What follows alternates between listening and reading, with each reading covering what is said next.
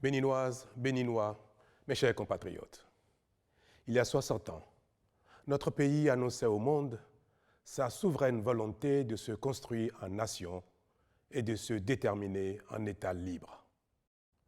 En ces instants où nous nous apprêtons à célébrer le souvenir de cette mémorable proclamation, il est de mon devoir de réitérer l'hommage de la nation à mes illustres prédécesseurs qui ont entrepris de poser les jalons de l'édification et du développement de notre commune patrie.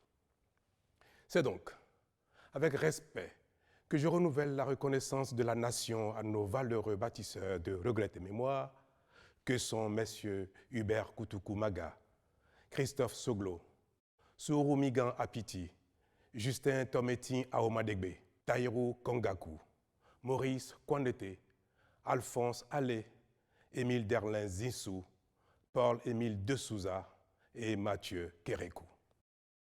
J'adresse la même reconnaissance à ceux d'entre eux que nous avons encore la grâce de côtoyer, leur Excellence, Nicéphore Dieudonné Soglo et Thomas Boniyayi. C'est avec une reconnaissance tout aussi appuyée que je salue toutes celles et ceux, artisans, paysans, commerçants, salariés du secteur public comme du secteur privé, religieux ou acteurs politiques qui, sous la lumière des projecteurs ou dans l'ombre, contribuent à cette œuvre passionnante et honorable.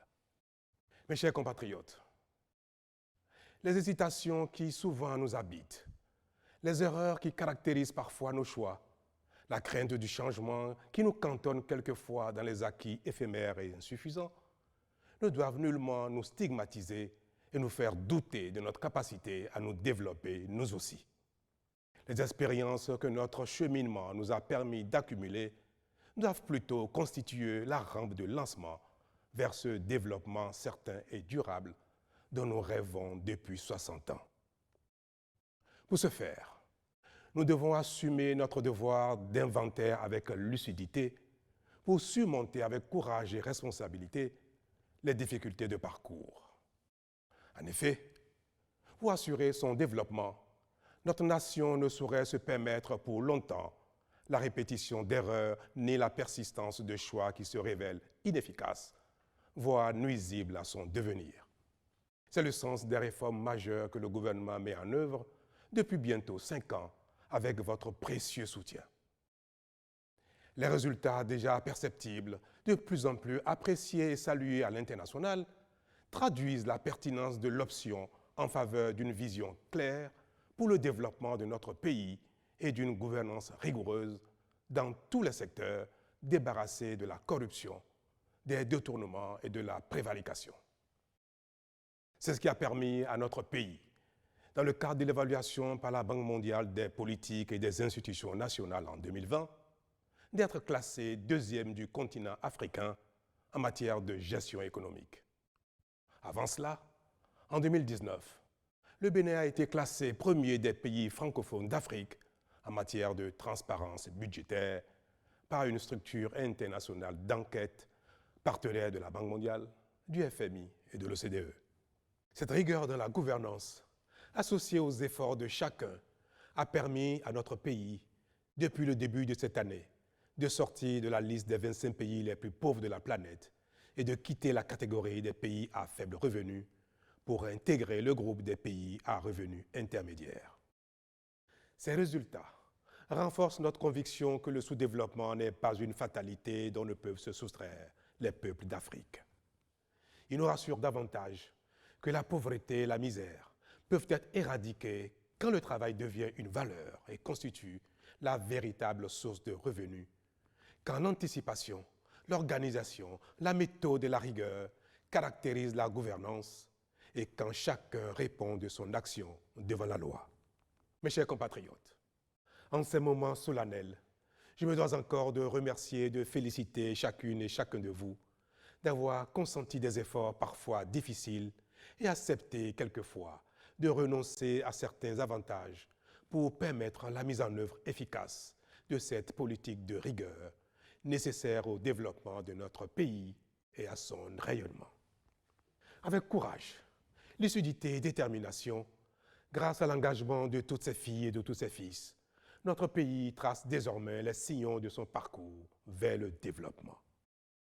Nous devons persévérer dans cette direction afin d'honorer le pari de notre responsabilité collective devant l'histoire. Toutefois, quoique remarquables, ces résultats ne constituent qu'un début de réalisation des conditions minima préalables à l'essor de notre économie.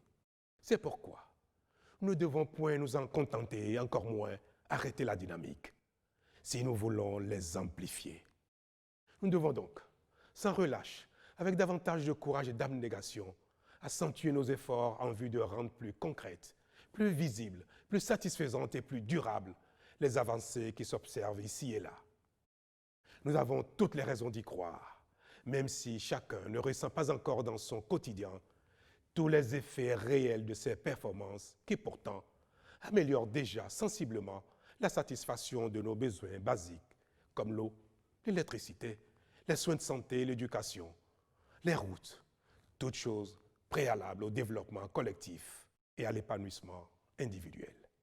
En effet, le propre des communautés humaines, c'est de construire d'abord ce qui est essentiel au bien-être général, mais qui, bien que collectivement acquis, n'est pas toujours mesurable à la dimension individuelle. Or, c'est bien cela qui va nous permettre d'améliorer en premier lieu le confort de vie de chacun et surtout du grand nombre. Mes chers compatriotes, la célébration de cette 60e édition de notre fête nationale intervient dans un contexte tout particulier, marqué par la pandémie de la COVID-19. C'est la plus grave crise sanitaire de notre temps. Elle se double d'une crise économique tout aussi préoccupante. Tous les pays sont confrontés, le Bénin aussi. Mais très tôt, le gouvernement en a pris conscience et a engagé des actions hardies pour la contenir. Aussi, avons-nous mis en œuvre une politique de riposte courageuse avec des moyens financiers importants pour l'acquisition de matériel et de médicaments en vue de prévenir la propagation de la pandémie et d'assurer la prise en charge efficace des personnes affectées. Mais en définitive, c'est le respect par chacun des mesures prescrites par le gouvernement et les autorités sanitaires qui renforcera davantage notre résilience collective et nous permettra de triompher plus rapidement de la pandémie. À cet égard, je veux saluer en votre nom le dévouement des personnels engagés dans la gestion de la crise, particulièrement les agents de santé, qui, honorant leur serment et leur savoir, méritent l'admiration de chacun de nous.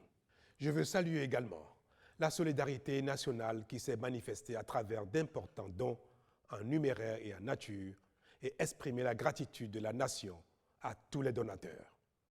Je veux enfin remercier nos amis et partenaires internationaux pour leur contribution appréciée à notre plan de riposte. Chacun peut observer que le gouvernement mène le combat contre la pandémie sans renoncer à la mise en œuvre responsable de son programme d'action. En effet, alors même que nous mettons en place des solutions d'urgence pour répondre aux défis que pose la crise sanitaire, nous avons entrepris la réalisation d'investissements massifs nouveaux pour renforcer notre résilience sanitaire et assurer l'amélioration de la fourniture des services publics essentiels. C'est l'occasion de féliciter et d'encourager tous les agents qui y travaillent sans désemparer, ainsi que tous les autres acteurs de la vie économique et sociale qui contribuent par leur activité et leur combativité à la satisfaction des besoins existentiels de nos populations. C'est précisément parce que la vie doit continuer et que l'activité économique en est un ressort essentiel que le gouvernement a par ailleurs pris des mesures fortes pour atténuer les effets socio-économiques de la pandémie, pour venir en aide aux acteurs qui ont été les plus éprouvés. Tout cela est l'expression d'un devoir de solidarité exceptionnel. Mes chers compatriotes, la célébration de notre fête nationale, marquant le 60e anniversaire de notre indépendance, nous engage à la conscience résolue de la maturité de notre nation, ainsi qu'à la mesure de la responsabilité qui en résulte. Elle nous impose de sortir définitivement de l'euphorie des indépendances pour construire notre devenir. Car il n'y a pas de réelle indépendance, de réelle liberté sans développement qui nécessite le travail acharné et une prise de conscience effective de nos devoirs.